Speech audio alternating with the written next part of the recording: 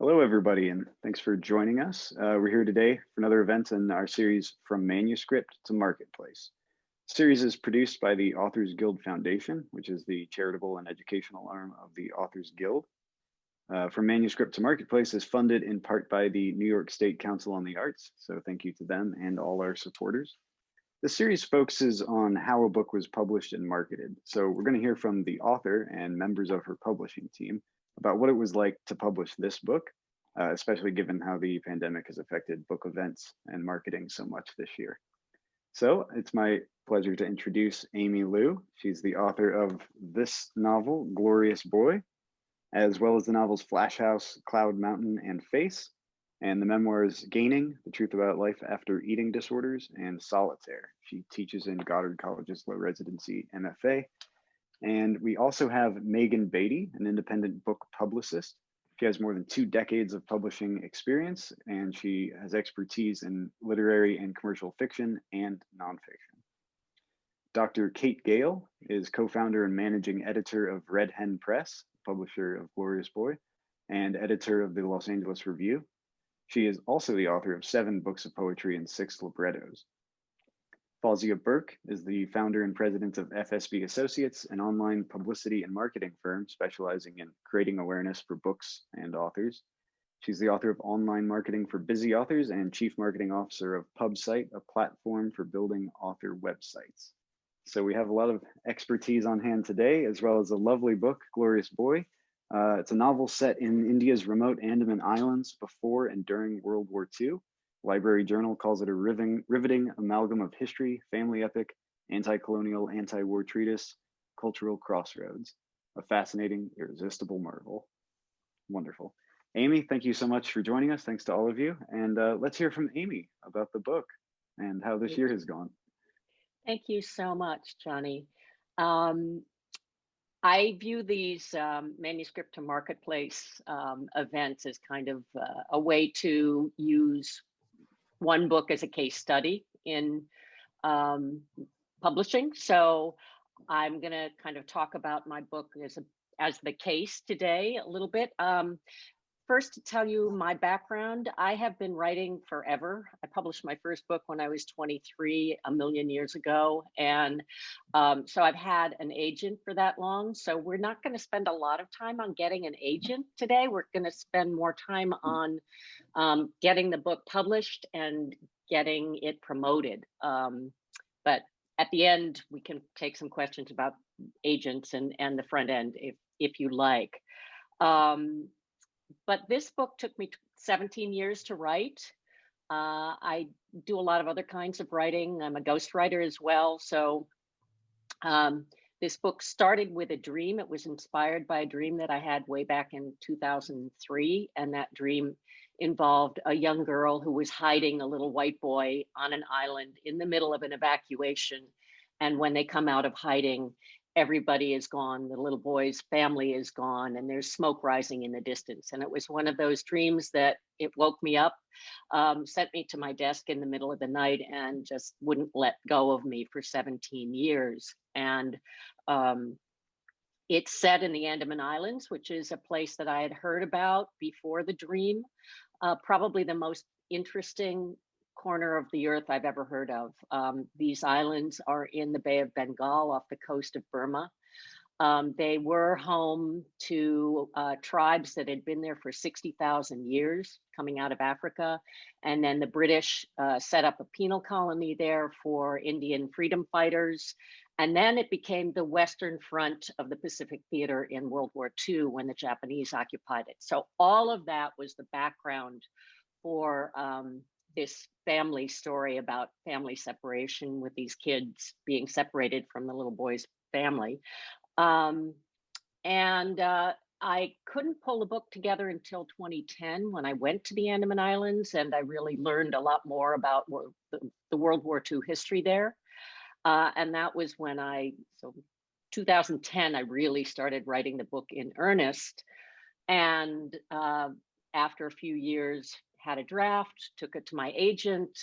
With the help of the agent, we went through several editorial processes on it before we started to take it to market. And in 2018, it got to Red Hen, and Kate said yes. So I'm going to now pass the torch to Kate, and you can tell us a little bit about why you decided to publish this book. Well, Red Hen had really been taking on more and more upmarket books. I really consider this an upmarket book, literary fiction for a bigger audience. And I was really excited by this story, partly because I like stories that are about strong women. And I really feel that the main character in this story, Claire, is a strong woman who's kind of conflicted between motherhood and her desire to be a mover and shaker. She wants to be the same kind of mover and shaker that her husband is, but she also wants to be a good mother, and don't we all? And she has a difficult time balancing those. And so I really fell in love with the story. When I started reading it, I was just very much into it.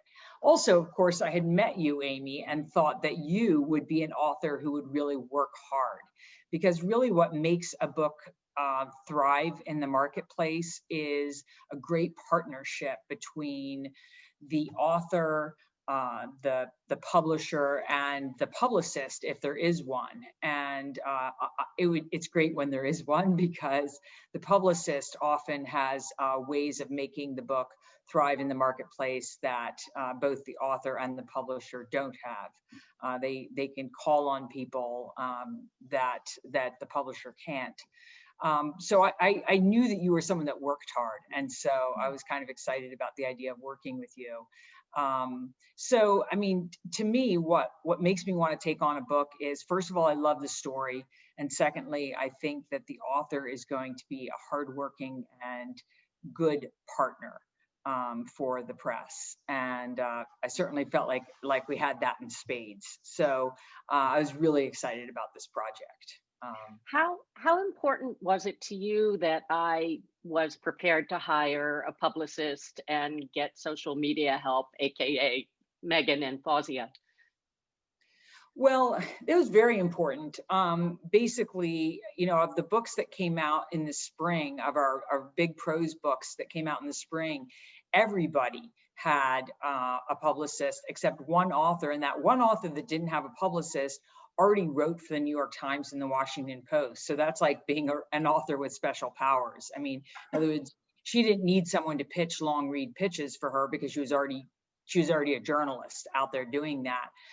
So to me, basically, that's the key. That's being a writer with special powers. In other words, if you want to be a writer who is going to get out there onto bookshelves, someone needs to hear about you. And the way they're going to hear about you as a publicist is going to sort of gift you your wings. And it's just often something that the publisher and you working together just don't have the power to do, but the publicist does, because they know everybody in media and they know digital media. And someone like Fauzia also knows everything about social media, from how to improve your website to how to track what you're doing on social media. And let's face it, social media has become so complicated that for most of us, we don't even know where to start, unless you're 5 years old, and of course you figured it out. But after you pass 10, it becomes too complicated for a lot of us. So unless you have very small children to help you with all of that, I mean, at the point that you have to learn TikTok, it's very difficult for many of us. So I've actually started to talk with authors. Come on, are you not doing TikTok? And that just makes some of my authors really want to cry to themselves. So to someone like Fauzia who knows all of this, it really changes the game. And of course, Megan's been in this forever. And so to me, that's what I call a game changer. Right. And Megan, you and I worked together on my nonfiction book, my last book, Gaining, which was incredible. I have to say, I have to tell the story of how incredible you were, because you got me on the Today Show for that book. And I was bumped 4 times. I went back and forth across the country, I think 2 or 3 times, waiting to get onto the Today Show because they kept bumping me, but you would not let them go, and you finally did get me on. So that was like the coup of the century, I think. Thanks. So I was thrilled to work with you on this one. But of course, I hear from publicists all the time that it's a lot easier to promote nonfiction books than it is to promote fiction, especially literary fiction. So Yeah. I think I talked to you when we first signed the book, probably at the very beginning of 2019, and or sometime in 2019, and then we started kind of to hit the ground on this when September. Why don't you tell us Gosh, it was how you yeah. planned for this, and you know what the arc of the publicity trail is? Right. So we started working we started working together the summer of 2019 because Kate wanted to put together a media lunch in September in New York, which was fantastic and really made a difference. You know, the days when we could all meet in person, but because Kate wanted to do this media lunch where we invited reviewers in New York to come meet you, we really kind of kicked things off early in our outreach. And that media lunch really mattered because we ended up getting the New York Post who attended and Book Reporter and some of the other people who were there. But yeah, I mean, you're absolutely right about fiction versus nonfiction. Nonfiction, you have an expert, you have a topic, you go after media who talk about that topic, who are interested, you bring news or expertise or whatever that author has. With fiction, it's much more amorphous because certainly you want to secure those fantastic reviews that people will read and want to buy the book. But sadly, the review space has become so diminished across the board in newspapers and magazines everywhere. You're just not seeing those in-depth, really well thought out critical reviews in the way we did even a few years ago. So while we still are going after the reviews that matter, we also, you and I really kind of got into it about like what was your expertise? What did you learn from the many years of research that you've done on the Andaman Islands and the indigenous tribes? And that was really something that we played up in our press materials, in our pitching, whether it be you talking about what you had learned within the context of the book in an interview, or you wrote several articles that we placed in LitHub and History News Network and other outlets. The other thing we really focused on is, and what you should really think about with any novel, is what anniversary can you tie into, because that gives you a nice timely hook. And for us, it was just serendipitous to have 2020 be the 75th anniversary of the end of World War II. So that was something I led with my pitch. It was kind of a combo pitch in the sense I played up how incredibly popular World War II novels are, and then included the anniversary, and then also set your novel apart from every other World War II novel there was, because you did your setting, your story, it was really different, it was really fresh. And that's really what we wanted to emphasize, that it's not just another World War II novel, that this one was really special. Right. Yeah, and your help on getting those long lead articles out was huge. I mean, pitching for authors is so demoralizing. It's so difficult. We don't know who to pitch to. And the fact that you got pieces into LitHub and Rumpus and Ms. Magazine, I never in a million years would have been able to do that on my own. So that's another reason that having a publicist is incredibly important.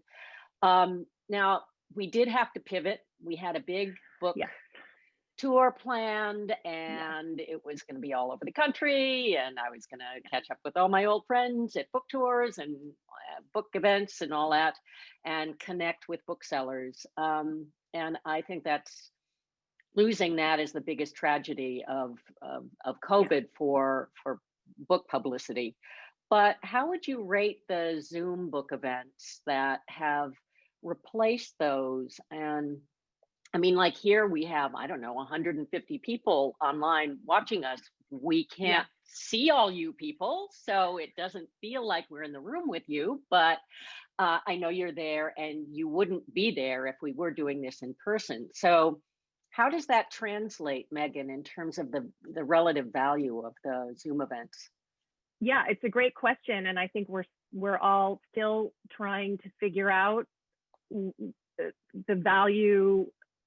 I think there are many advantages. For example, yes, it was heartbreaking to lose your glorious tour where you were, because you were going to all these amazing bookstores, Book Inc., Greenlight, Vroman's, and getting together with other authors to be in conversation. And there is nothing like being in the room where it happens with an author and feeling that energy. And I don't know about everybody else, but I can't leave a book signing without buying the author's book. I just can't, because you just get swept away by the conversation. And I think with Zoom, there is more of a distance, and honestly, it's easier to watch, make dinner or whatever you're doing, and then click off, and that's that. So I think we all, as a community in publishing, as authors, we all have to support each other and go to these events and buy the darn book. Click through when you're at a virtual event for your friend.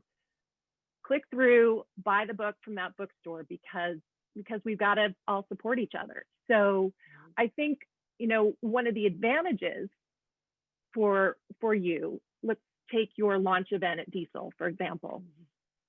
You were in conversation with Sandra Singh Low. Fantastic. You guys had great chemistry, and you both promoted it really well. We had an incredible turnout, and you had your people from not just all over the country, you had people from all over the world. You had your friends from Hong Kong there. Like, that's amazing. So for that kind of global reach, these virtual events are really, really cool. I think we just all have to just keep in mind that we're doing these because we want to sell these authors' books. We want to buy those books. We want to all support each other. So that's what I'd say about that. Yeah. And this other aspect of this time is it's made social media more important, I think, than ever before. And so in tandem with working with you, I met Kate through Kate. Actually, I met Fauzia. You introduced us. And I wasn't sure if I needed Fauzia because I'd been around for so long and blah, blah, blah. And little did I know just how much I needed Fauzia. And so the first thing you said to me, Fauzia, was, oh, we really need to redo your website. So would you talk a little bit about, why I needed, because I'd had a website, I'd had a couple of websites for different books, and I'd had them for a long time, and I thought they were okay, and you didn't think so. You thought I needed to do more. So talk about that and how important the website is. Yeah, well, thank you for having me on this panel. I'm so excited. And thank you everyone for attending. So we're happy to be here for you. So I remember, Aimee, when you came to me, you and Megan, who I've known for as long as we've both been doing this. So we've known each other a long time. And I think it was, you were switching the tour at the moment. So it was chaos, just trying to figure out how to redo an entire tour that probably took 6 months to set up. So I definitely had a lot of sympathy for both of you feeling topsy-turvy. And then to tell an author, a week before, because I think I came in later in the process, I think we're going to start with like redoing your website. And I think the shock of that was a little intense. But I want to explain why I wanted to do that. You did have two websites. You had a website for your nonfiction books. You had a website for your fiction book. There was a lot of content on both because you've been doing this for a long time. There was out of date information. And when we switched to, I mean, you know, I've been doing digital marketing for 25 years. I think it's the most important thing. Of course, I'm biased. But once COVID hit, the digital piece of it became so much more important. You know, you weren't, as Megan said, you weren't at a bookstore charming people in real life. So we had to figure out how to present you in a way that would close the deal, right? I didn't want people to come to your website and just not know what to do. And when a lot of authors put a lot of content on their websites, it's very hard to know where your eye should go, right? Like you just don't know. So what I wanted to do is simplify the website, show off your beautiful jackets because you have such wonderful jackets, show your expertise. Yes, exactly. Kate doesn't know which side. Oh no, all of Kate's jackets are phenomenal. They have obviously phenomenal designers.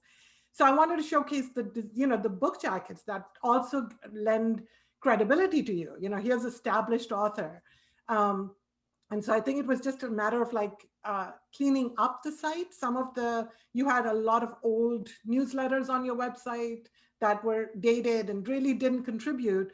So that was the issue. You know, I just felt like here we are, the only way to really drive people to knowing more about you is through your website. That's the base of your digital marketing house.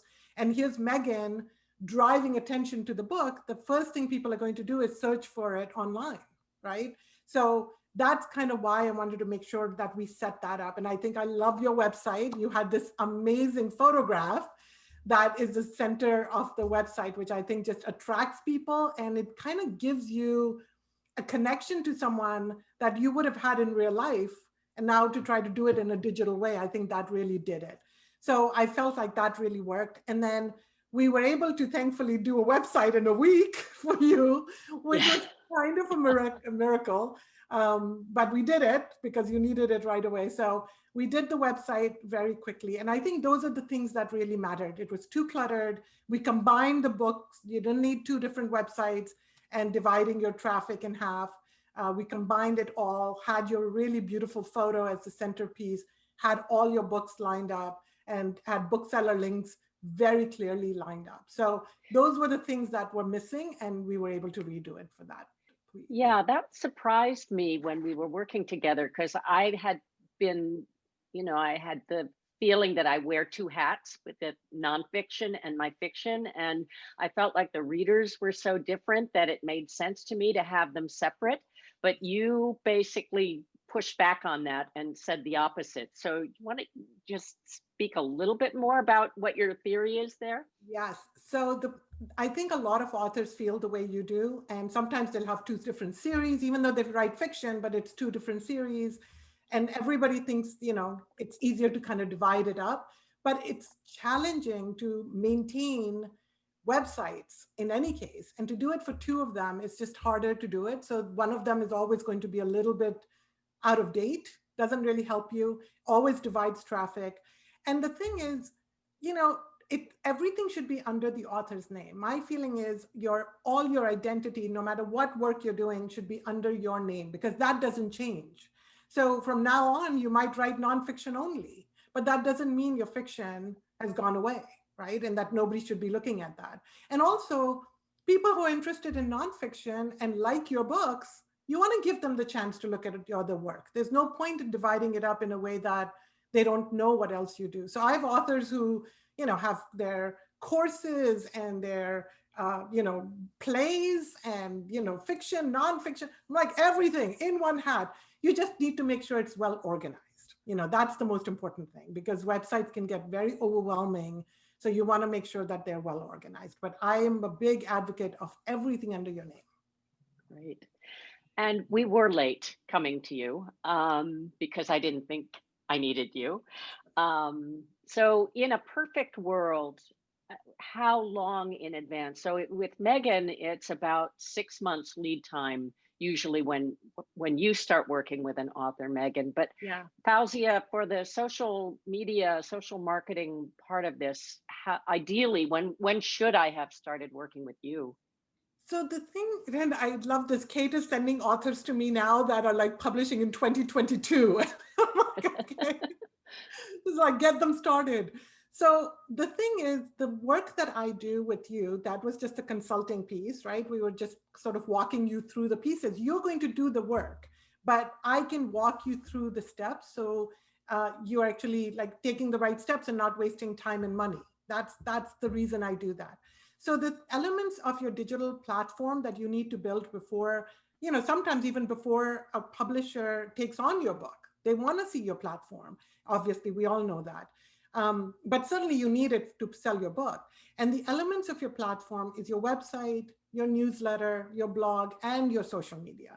Social media has become sort of like the bucket that holds all of this information, but social media is just one of the elements. You want to make sure that all of the other elements are in place too. So you and I worked on your newsletter. We also worked on, just having your headers on your social media platform match your website. Simple things that just kind of did a little spit and polish on your platform. We also worked on pre-order emails. I also sent you some social media posts that you could ask friends and and colleagues who were saying, hey, how can we help? Aimee, tell us, how can we help? To give people exactly what they can do, where they can just cut and paste something for you. It's much better than having them say, hey, can you help promote my book on social media? And they're like, yes, absolutely, I'll get to it. And then it's their responsibility to find your handle, your book jacket, your link. So if you can give them all that in one place, it just makes their life easier. They can cut and paste it and post a message. So all of that was part of what we were doing. We were just doing it on a crash schedule. Yeah. But I think authors should definitely have a website, a year before they're planning to publish their book. Make sure that it's up to date. Make sure you're blogging on it so you can build traffic on it. Make sure that you're signing people up for a mailing list. So, you can't do it all. I mean, you had all of this in just different pieces, and we were just kind of doing a little spit and polish on them. But for a lot of authors, they don't do this part. So it's that, in my opinion, that's so important to have your own connection with your audience, to be able to do the things that Megan is doing and then amplify it in your newsletter and your website and on social media. So all those things combined, I think, make what Megan is doing so much more visible. And that's really on the author to do. Kate can't do it. Megan is doing her part, but it's the author's responsibility to really magnify the publicity and the book. Right. Aimee, I just wanted to ask Megan. I wanted to ask Megan something. So you mentioned earlier that you had Megan lined up 6 months in advance, but I always tell authors, like, basically as soon as you sign the contract to line up a publicist, because publicists, fill up their schedules, and that they should have the publicist lined up a year before the book launches. Am I correct about that? Well, I think the sooner the better to get in the pipeline is great, because the good ones do book up. I'm booked up for most of next year already, just because authors are thinking well in advance. So absolutely, it's just my work doesn't really kick in a very active way until about 6 months. So you can get on someone's dance card, but you can't, like, there's not going to be publicity that's happening necessarily like a year or more in advance. Yeah, I want to add a little bit to that too, is that, when you hire someone in advance, one of the things that happens is that the book is then in your head. So even though you're not actively pitching it, if you run into something, you go, oh, this would be perfect for such and such. So there is like a benefit to being on our schedule in advance, because we're then thinking about you. Even though we're not actively pitching, we are actually, the book is in our heads. So I think that for that reason also, it's important to book ahead. Yeah, I think that gets to the idea that we authors need teams. And that's sort of what you were saying before, Fauzia. So as we're talking, I'm thinking, so how many teams do I have? I have the publishing team of the people that are here in this room.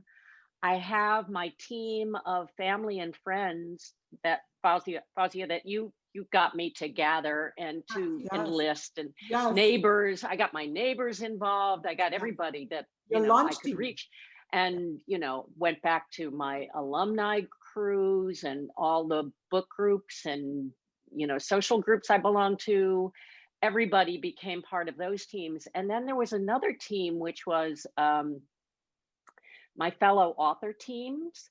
And so I just want to go back to you, Kate, on that a little bit, because I have two things. One of the things that Red Hen does that's really unique and incredible is that you put all your Red Hen authors together who have books coming out. So our original plan was to do book events all over the country with 2 or more Red Hen authors together. And instead, we've done a number of them online, but it was going to be fun to actually get together with more people.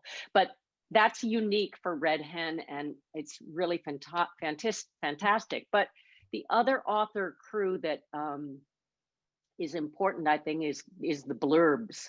And I wanted to ask you a little bit about how important those blurbs are, because back in the day, a number of books ago, I was under the impression that book jacket blurbs don't really matter very much. And I think that's changed. Are they more important now than they used to be? I mean, I can speak for what I think, and then I would be interested to see what Megan thinks. I basically think that when you pick up a book, that the kind of blurbs that you have on it inform, especially a intelligent reader, in other words, someone who reads a lot of books, of what kind of book it's going to be. I think that, like, for example, if all women have blurbed the book, that's pretty much an indication to women readers that this is a book that's for women, about women, by women. This is kind of not necessarily chick lit, but this is going to be very much a woman's book. Having at least one male blurber means that there might be a little more balance in it. And so I like to encourage people, if they think that men might like the book too, to get a man to blurb it too. Given the fact that most books by women are only read by women anyway, it's just a shot at getting maybe a little bit of a few men out there to try to pick up your book. But so that's how I see it, is that it gives the reader some indication of, they're looking at the book and they think, well, I did like that book.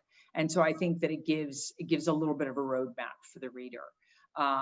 Because I think that the intelligent reader who reads a lot is looking for that kind of a roadmap.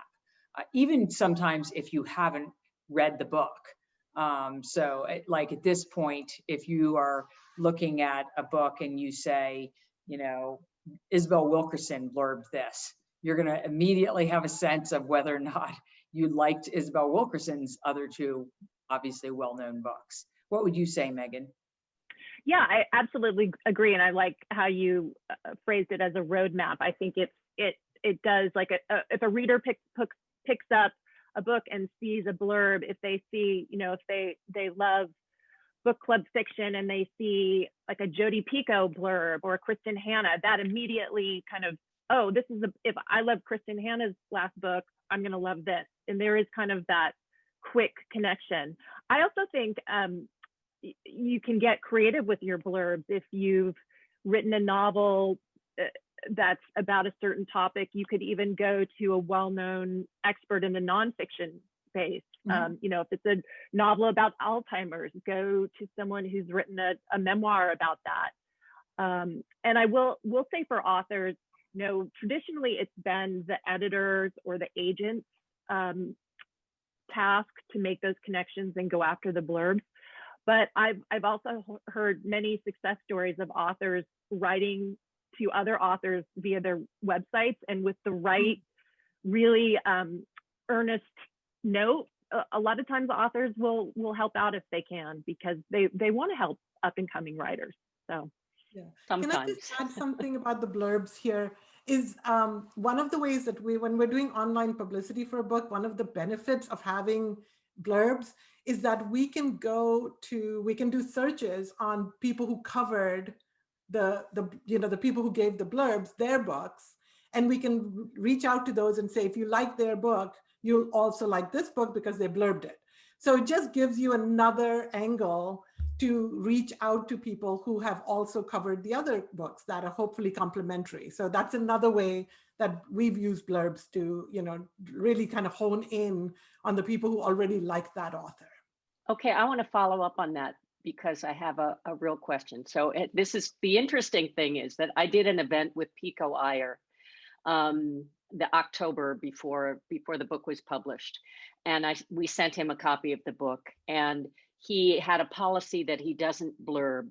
So he refused to give me a blurb that would go on the jacket, but he was so over the moon about the book that he gave me pages of blurbs, and he finally gave me an incredible blurb, which I'm just going to read because it was so fabulous, and he's so fabulous.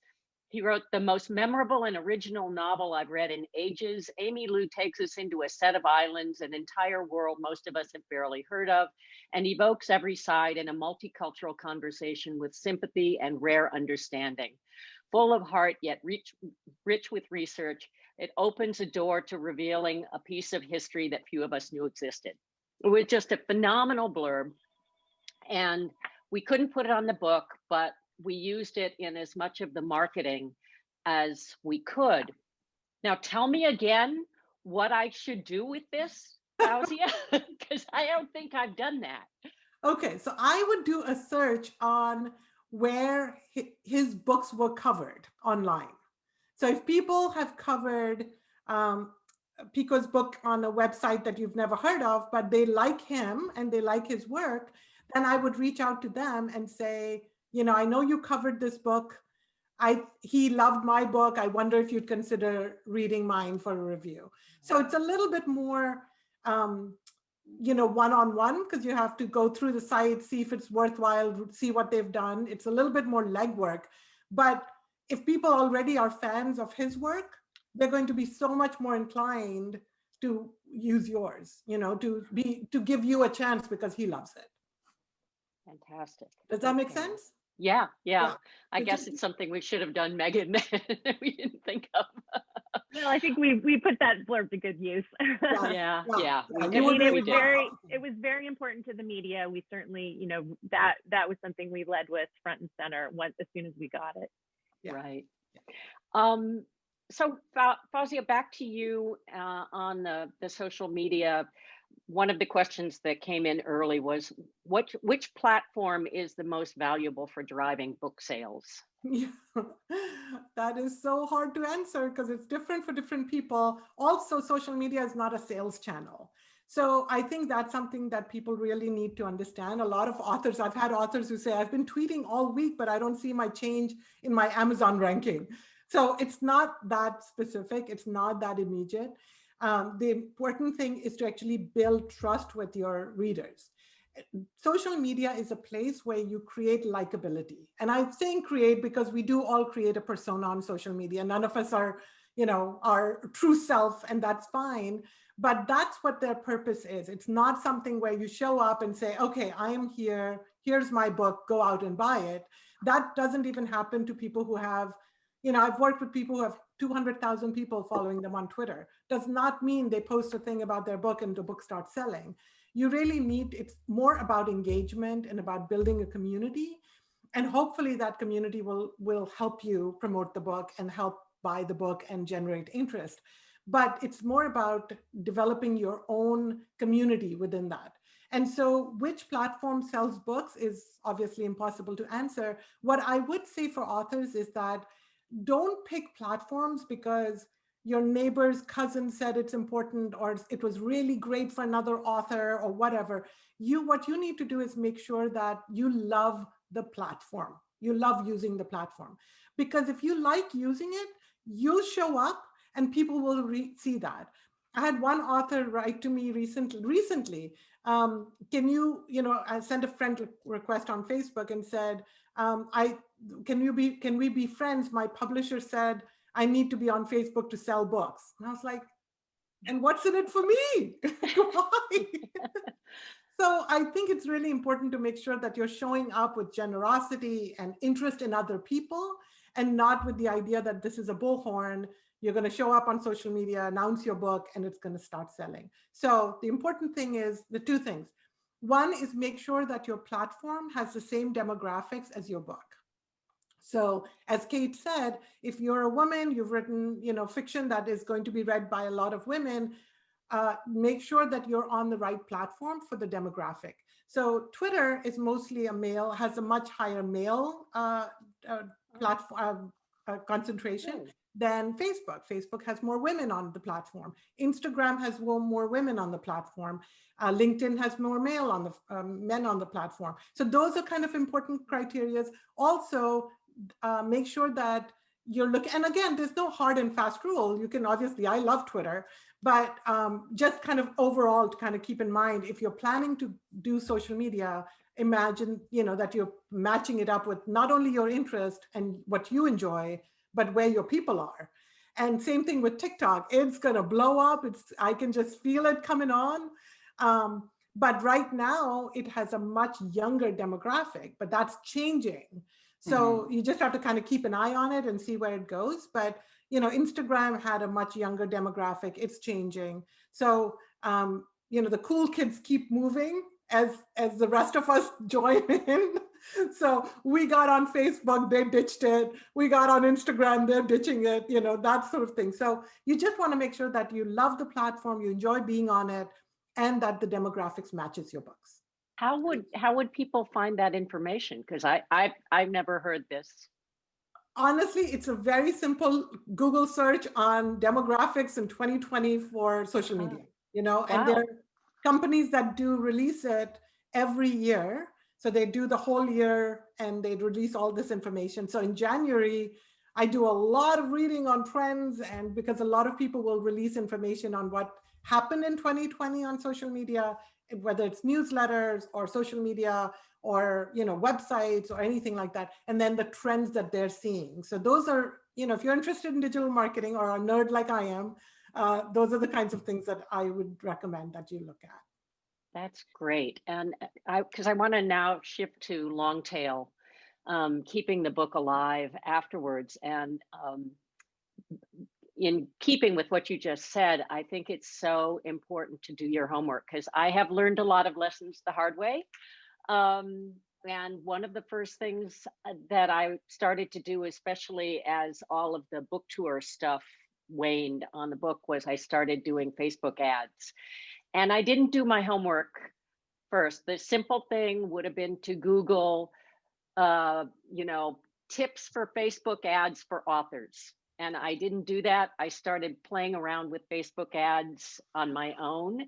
And you had tipped me off to Canva. And I was having so much fun putting these ads together on Canva that I was throwing these ads out, $5 a pop, $10 a pop. Well, what the heck? I'm stuck at home. I'm not spending this money on coffee, so I might as well put it into an ad, was the way I was thinking. Yeah. And it was fun. But I didn't really get my money's worth until I actually did the Google and started reading, okay, what are the settings? Because a lot of it is counterintuitive. If you're doing a Facebook ad, you're not supposed to let Facebook maximize for you. You're supposed to drill down and set it so that you get clicks rather than just eyeballs. And the other thing that I have actually recently learned is that the ads are almost useless. The Facebook ads that are typical ads are useless. What really matters and what is really returning incredibly for me is taking all of those fabulous articles that Megan helped me put together and boosting them and recycling them and bringing the best ones back and then giving them a boost. So I have one, that LitHub article that we talked about before, which describes the research and how I came up with the book and the idea. And it was really, we were very happy with the way that turned out. And I have now recycled that several times through Facebook boosts. And so far I have spent all of $120 on these different ads, and I've gotten over 1,400 clicks. So links to people actually reading the article. That doesn't mean they're going to buy the book, but it means that they're interested enough to read the article about the book, and that article gives them a whole lot of information about the book. So they're aware of it, and they may or may not buy it, but that's a lot more than I would get just from getting their eyeballs on a single ad. And the other thing I can say that I've learned about that is that you can create all these different audiences in Facebook. So what I've been doing is each time I boost this article, I'm aiming it toward a different audience of carefully negotiated. So women interested in World War II literary fiction, for example, or, men who are followers of Graham Greene. And then you can drill down and exclude people like who have different political persuasions, who may not really like what you're saying, what I'm saying in this book. So that's been incredibly interesting. And sometimes it seems to lead to better Amazon numbers. Like you say, you can never tell what's driving anything there. But that has been really great. And then two other things about the platforms. One, way back in the beginning, Megan said, well, she said the same thing to me that you said, Fauzia. If you like a platform, you should do it. And are you on Instagram? And I couldn't imagine what, as an author, I would do on Instagram because it's only pictures. And so then she said, well, just play around. And Kate said, oh, you can, if you have a dog, you can do pictures of yourself walking the dog, or anything in the garden, whatever. And I started playing around with art photography, because I had been an artist way back in college.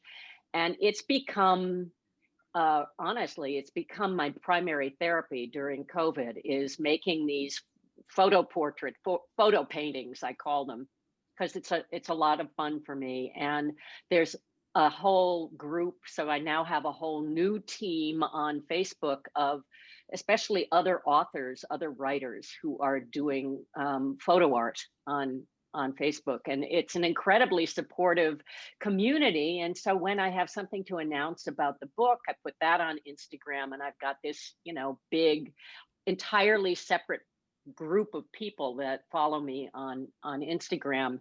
So then it goes there, and it goes on Facebook, it goes on all of the other platforms as well. But it's a way of cross-pollinating. The other thing that I have discovered in the last last couple of months, is I've gotten on Medium. And Megan, I have you to thank for that, because you started doing stuff on Medium for, book lists of authors and articles. And you told me to think about getting on. And so I've created, a site on Medium, which is effectively like my blog. It's how I view it. And I have put excerpts of the book, and I've done articles that have been picked up by other Medium publications. And those articles, the thing that's great about Medium is I don't have to pitch it to anybody. I just publish it myself, and they look beautiful. Yeah. And I don't have to, I don't have to wait for somebody to be the gatekeeper and open the gate for me. I just put it there. And then if I want to boost it using a Facebook ad, I have content that I can boost that is, again, tailor-made. So I'm just finding my way in all of this now, but it's been really kind of fun and exciting, and a way to keep the thing alive. And I think I just realized we've gone over time, so we need to bounce back to Johnny to take in questions from the audience. Yes, thank you so much. Good information already. So a lot of the questions we've received have been about hiring a publicist. So tips on finding one, ballpark figures, if you don't mind sharing, tips for an author with a small budget. What's the best bang for their buck? I think that's for you, Megan. Yeah. Okay. So, I mean, that's a question so many authors ask. well, don't I have an in-house publicist? Why would I need to hire an independent publicist? And that's kind of a big, complicated question. I feel that I can always add value. There are many, many projects where I can add a lot of value for whatever the reason may be. But I think when you bring in an independent publicist, you have a real advocate. You have someone who is on your side, who is not just about promoting the book you have, but also hopefully working with you on kind of your bigger career path. So hiring a publicist really is, it's an investment in not just the book you have, but the books of your future, because every great article you get, every review you get, every podcast you do, those are that's all media that you can continue to build on, whether it be, as you said, Aimee, resharing in your social media, or having this as part of the package when you're pitching your next book and showing the interest that was there with the media. So, I mean, it's, like I said, it's an investment. There's a wide range. There's many, many independent publicists. There's a wide range of fees. It's really, I always recommend, even authors who contact me, I recommend that they interview a number of publicists, because it's, it's a partnership. I always say, look, we're in this together. I don't have all the answers. I've been doing this 24 years, but I learn something new every day. And when I'm working with an author, they know who they are and what their book is better than anyone. I know how to take that book and take that message and craft it so that it can be appealing to the media. So it's a real partnership, and it's important to find a publicist who you feel like you have 100% faith in, who really understands you, who you feel like you can have a dialogue with. So yeah, I mean, it's really, do your homework. There's publicists are very easy to find. I think there are many lists of kind of the who's who of publicists, but I think in this crowded, noisy space of media and books and publishing, to have someone who is your champion is really key. So I think that's how I factor into the big picture of publishing. That's how Fauzia works as well. As you are bringing in your own champion to help you kind of through the process. Yeah, and I'm going to just add something. Megan is brilliant and has been doing this for a long time, and I've seen her authors adore her for 24 years. So she's definitely on the top of that list, whatever lists there are. But I would say for authors, it's important that a couple of things I would say about publicity. One is you need to know your goals. Because if you don't know your goals, you don't know who you want to work with. So for example, if your goal is, I need to be on a morning talk show, that is my number one goal, well, then you've got to find someone who that's what they specialize in. Mm-hmm. That's generally the first thing I ask people is, if that's what your goal is, then I'm not the person, because I do, digital PR. I don't do TV. So it's really important to know your own goals. So that's number one. The second, I think I'm completely in agreement with Megan, ask for recommendations and interview several publicists, not because they're not good, but because you want to make sure you have a match.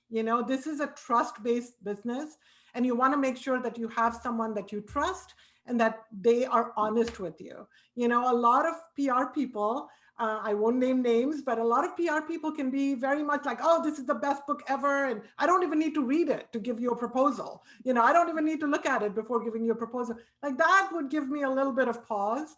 You want someone who can say, this is a little bit of challenge. The media environment's hard, but I can do this. So you want that honesty with the person, and you want referrals. So, Kate has worked with a lot of publicists. So go to someone like her or an agent or another author and say, hey, who have you worked with that worked? Start from there. But that I would add exactly what Megan said. Yeah, I would add that I think for the most part, your publisher has a list of publicists that they've worked with. So We do. And so we, exactly like Megan said, we definitely recommend to authors that they talk with at least 3 people on our list. And we just say, our authors have been happy with all these people. So go ahead and talk with all the people on this list and see who you think you really are attuned with, a word I learned from Aimee, and also who can fit you into their schedule, because people schedule pretty far out. So who you really feel like you can sync up with, who could fit you into their schedule, and then go from there. Sometimes someone will say, I talked with this publicist and I just don't feel like we are a really good fit. Also, I really agree with what Fauzia was saying about the goal thing, because sometimes someone will say to me, I have to get on the Trevor Noah show. Okay, good for you. You should mention that right off the bat and make sure that the publicist thinks that that's a good goal for you. I don't know, and thinks that that's talk that over with the publicist, because hopefully they'll take you down a rung off of that goal. Or just says, I'm willing to try for it, but it might not happen, or something like that, But we always give the authors a list. One other thing I was just hoping you could say, Megan, because whenever I'm talking with this about publicists with authors, they'll always say, like, wait a minute, if I were with Random House, would I have a publicist? And I like to say, yeah, if you were with Random House, you might have a publicist too. So you have dealt with Random House authors as well as Red Hen authors. Yes? Absolutely. Yeah. And there are many, many, many brilliant in-house publicists. And I always feel like if I'm working in tandem with an in-house publicist, that is great, because we coordinate. And I think then we have this, great coordinated, forward-facing, push for the book, which, as long as it's not in-house and independent publicists coming at a reviewer from 2 different ways, but coordinated, I think it can be really, really effective. So I always encourage authors, if they're hiring an independent publicist, that they keep their in-house publicist invested and active in the campaign, because there are some things that you can do in-house that you can't necessarily do as an independent publicist. So you want to play to everybody's strengths when you're bringing in a team like that. Are they more welcoming, Megan, at the big houses? Are they more welcoming to outside publicists than they used to be? Because it used to be a real turf war kind of thing, and they really resisted the idea. But I mean, I think because we're also aware of how challenging the landscape is right now. And I think when a publisher, like Kate says, like when it's kind of a trusted person that they have experience with, it's like, great, the more the merrier. Like we can really, make this happen in a bigger way. So my approach with working with publishers is always like, I am not out for my own glory. I am about, this book and this author, and I am a team player, and let's all, work together to make it happen. Yeah, I even take it one step further, and I tell the in-house people, I work for you. Like, there's no animosity here. You tell me what you need help with, and we'll show up and help you with it. And I think that just sort of takes that edge off. But I think you're right, Aimee, I don't think publishers say to authors, go find a publicist. Thank you, Kate, for doing that, because that's so much more honest. Publishers generally don't say that, because then some authors would turn around and say, but then isn't that something you guys do? Like, how come I have to spend more money? So I don't think publishers overtly say that, in the big houses. But once the publicist has been hired, I think they're all happy to have an extra pair of hands. I don't think anybody minds having some help. Yeah. We got some questions about websites. Aimee, if you could talk more about building your website very quickly. And a few people have asked what they should do if they have not published a book yet. Maybe they're a freelance writer and they have some things to showcase, but not yet a book. How should they present themselves on the website? Well, and any tips for hiring a website company, which the Authors Guild can do for you, by the way. Yes, there's plenty of options. yes. And the Authors Guild website is a great service. But I think what happened with me was that I was doing it on my own, and I probably wasn't making all the best decisions. So, Fauzia, I'm going to bump this question to you because you are the expert in websites. Yeah, absolutely.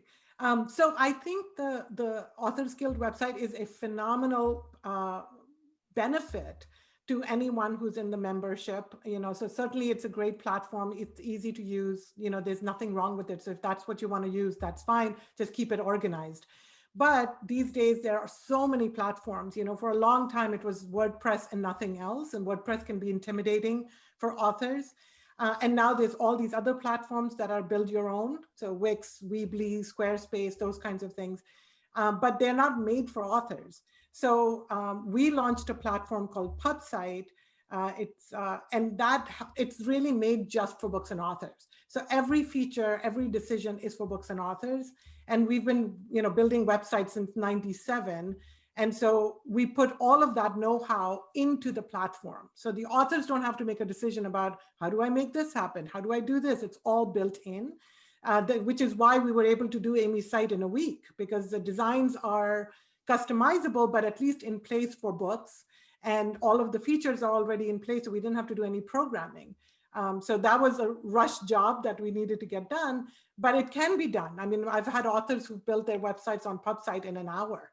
So it can be done because it's just laid out that way. So I would say, check out the different platforms, make sure that you enjoy using it. I keep going back to that enjoy thing, right? I'm big on enjoying things. But make sure that you enjoy the platform. If it's being a pain in the neck for you, there are other platforms. I always tell authors, if you're frustrated with your website, you're probably using the wrong platform. It's not you, it's them. So make sure that you use a platform that you like, and that you can keep up to date. Because if your website gets out of date, Google stops sending people to you. So, one of the things you want to do is keep it updated. So you want to make sure you update it yourself, this whole idea of doing it with other people. And then as far as if you hire a company, you can certainly do that too. You can build your websites on WordPress and Squarespace and, Wix and all of that. But then there are also designers who can build those sites for you. But you need designers and you need people who can kind of like manage those platforms to work for an author. Because the platforms are made for event planners and programmers and event planners and photographers and restaurants. So to make them work for an author, you kind of have to really know your programming and your design skills. So those are two things that you can do. On PubSite, we have a setup fee for $500. So we can set up a website very inexpensively because all the design and programming is already done. So I think, were there all the questions, Johnny? Did I answer them all? Well, the other question I think has to do with if you are not published, is having a website helpful? And Yes. I would just say, as a publisher, if I'm looking you up and let's say Megan Beatie has sent me, anything to like a little novella or just something to see if it could get published. And I Google Megan Beatie and wow, it looks like you're part of a mom's group in Chatsworth. Good for you. That's all I can find online, right? I'm thinking, wow, okay, so that's all you've done. That's interesting to me. But if what I find when I go online is you have a website, you teach some writing courses, you do some freelance editing, you've gotten a few reviews published. So basically on the PubSite website, and I also have a PubSite website that Fauzia jumped in and helped me with. I think it took like 3 days or something. But you guys have to give me more time next time. Exactly. But basically, so on Megan's website, it says what she's published, what she's taught.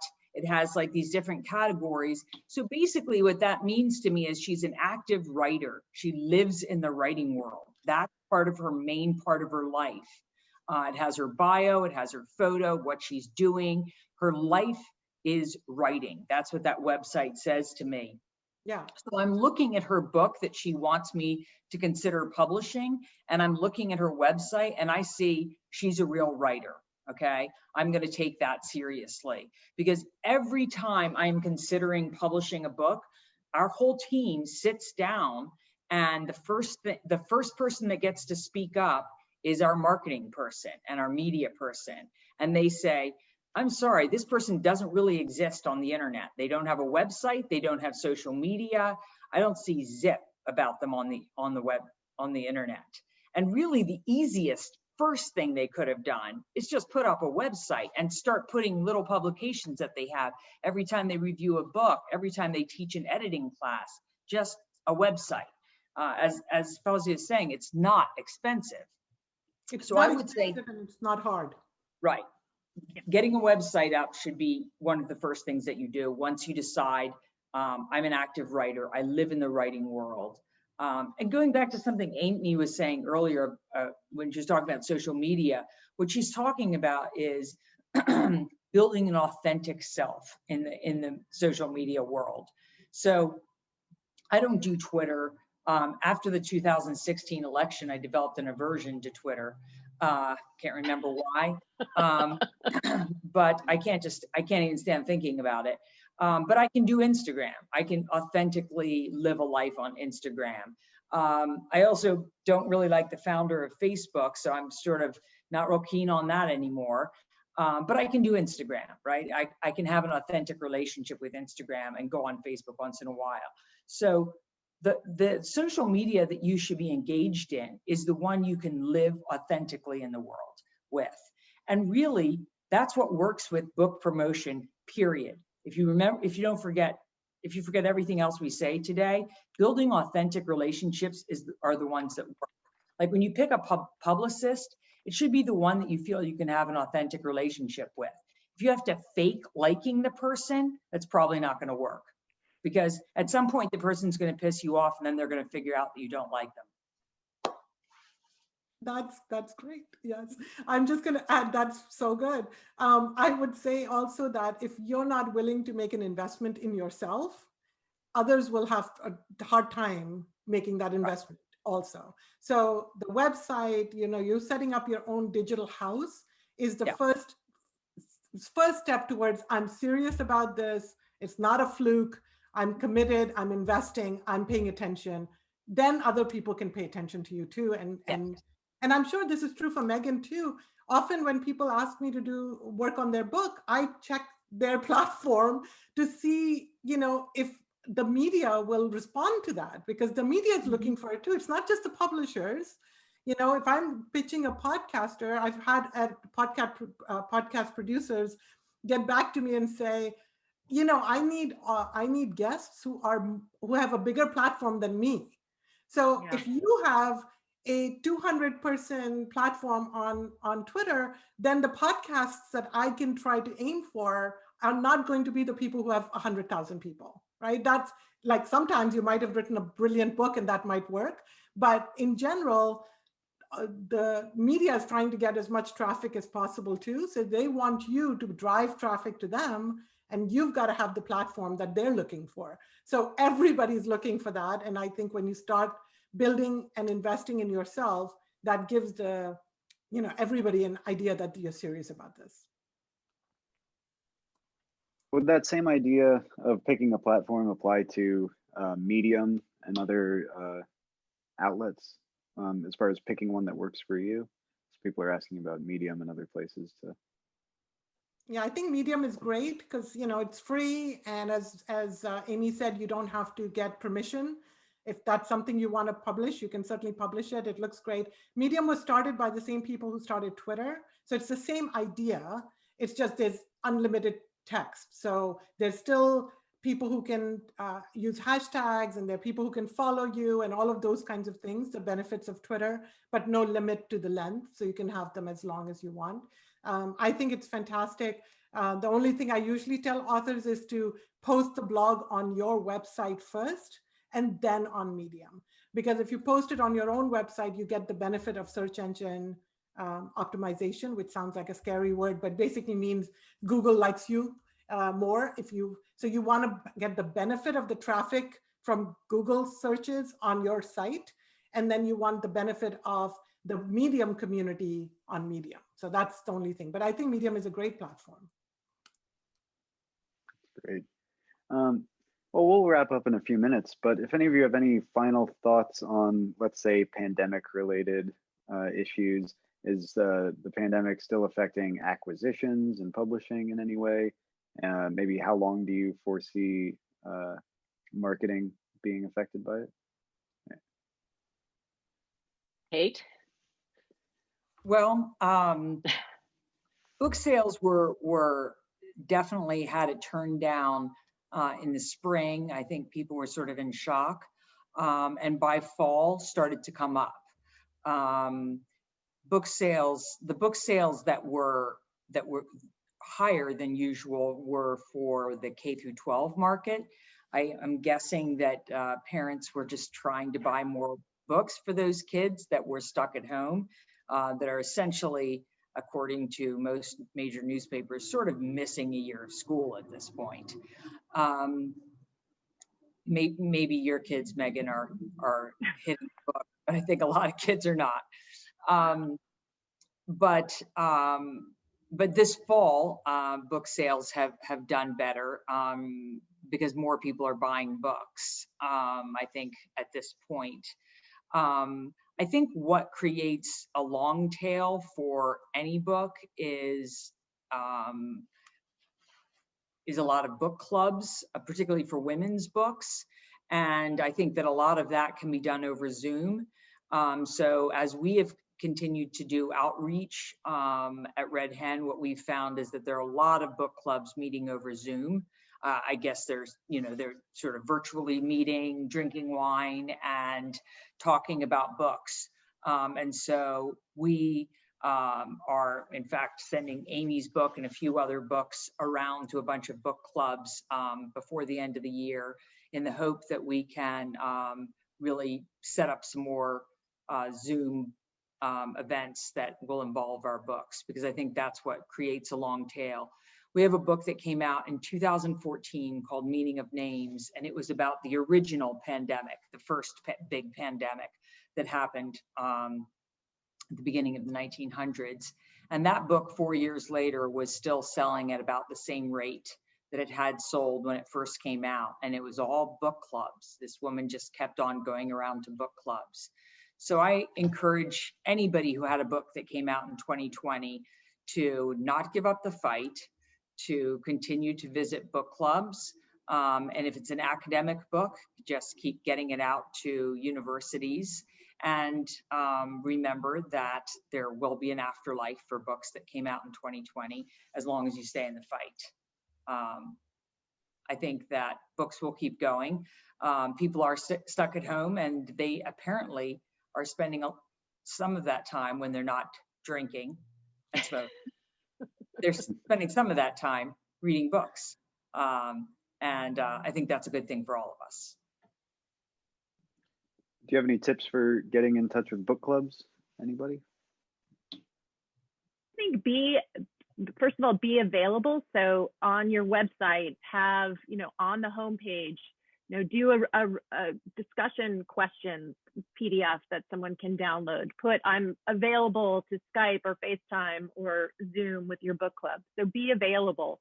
And I think they're not always easy to access or market to directly. I'm in 2 book clubs, and we are completely under the radar, and we're a very vibrant, active group. So I think it's about being available is really key. And I think just kind of going on with what Kate was saying, for authors, especially in these times, say yes to things.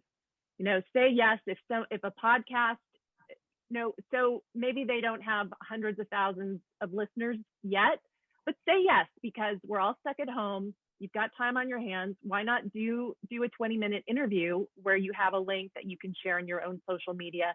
And that's just another way to kind of keep the book alive, keep your own online presence alive. I would also say, you start with your own circle and then the concentric rings build outwards. So with book clubs, because there's no central way that you can reach out and touch all of the book clubs, you have to start by saying, so I start with that team that Fauzia told me to create. I will come to your book club. If any of you has a book group, I will go. So I did a book group on Monday night of this week that was the sister-in-law of another book club that I did, somebody that was in a book club that I did about 3 or 4 weeks ago. And then I've got another one that, you know, so it's like that. And every time, I have to say, at every book club, there are several things. It's like, you make an offer. I will do signed book plates. I can't be there in person, but I will send you signed book plates for everybody if you would like them, and I will mail them to you. I asked them to do reader reviews on Amazon and Goodreads because I don't know. I think they matter. Maybe Fauzia could speak to actually what they actually do, but that helps. And then I say, please let anybody else know that I'm available if you know anybody else who has a book group, and make sure that if you're reading a book that's just come out, you think about whether you would like that author to come and speak to your book group, because every author with a book out right now, almost everybody I know is happy to come and talk to book groups. And the readers in the book groups all go, wow, but you're the first person that's ever come to talk to our book group. I didn't know that authors could do that or would do that, or, you know, wow. And they're all amazed by that. So it's one of those things where you can kind of be generous at the same time that you're being grateful, and passing the torch and spreading the circles. So it is a completely word of mouth operation. Unfortunately, I've been doing book groups for different books for years and years and years, and I have never found a shortcut other than occasionally I'll do a library book group or something, and there's some organizing mechanism for the book group where you can, you know, get it out that way. But in general, book groups are just completely ad hoc. But everybody in a book group knows other friends outside, and everybody these days seems to have a book group. So I would just add to everything everyone said, completely agree with that. The one thing I would say is that book groups generally look at reviews. So this is where publicity really helps. You know, if you're getting good reviews on a newspaper that they're looking at, or a website, or Goodreads is really blowing up because everybody seems to be reading the arc, you know, that they got early on, or something like that. You can't reach book clubs that are 5 to 10 members at a time, but you can basically influence their decision by being where they're looking for ideas and recommendations. Well, thank you for joining us for our book club of sorts. Thanks to all our panelists. The book is magnificent, and please buy it from an independent bookseller if you have access to that. Aimee, Megan, Kate, Fauzia, thank you so much for joining us. So fun. We'll email everyone. Great. Thank you. Everyone who registered for the event will get an email with a link to a recording of it in a day or two, so you can rewatch it. Or if you have any questions or missed the name of an outlet or media outlet or something like that, feel free to contact the Authors Guild through our website. Thank you so much, Johnny. Thank you, Kate, Megan, Fauzia. Thank you. Great conversation. Thank you, everyone. Thank you. Thank you. Take care.